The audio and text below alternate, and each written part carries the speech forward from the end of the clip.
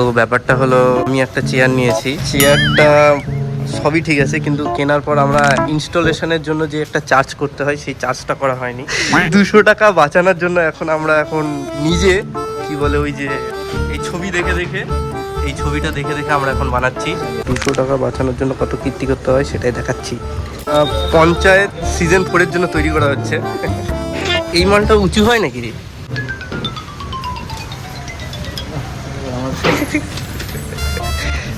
আবার একটু দেখে নেওয়া হচ্ছে।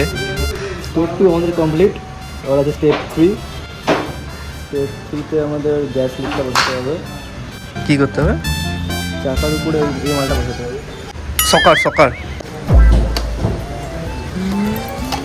একটু কনফিউশন হয়ে গেছে, কি হচ্ছে বোঝা যাচ্ছে না। অটোমেটিক সব সেট হয়ে গেল। চেয়ার যদি উল্টে খুলে পড়ে যায় তাহলে কিন্তু মিস্ত্রির দোষ নাই ভাই। সোজা কর দেখি, সোজা না করলে বোঝা যাবে। চেয়ার মনে হচ্ছে আমাদের রেডি। দেখ দেখি, বস দেখি ওঠে কতটা।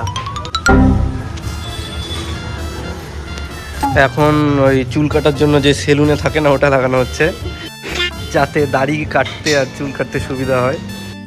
চেয়ার একদম পারফেক্ট রেডি হয়ে আছে।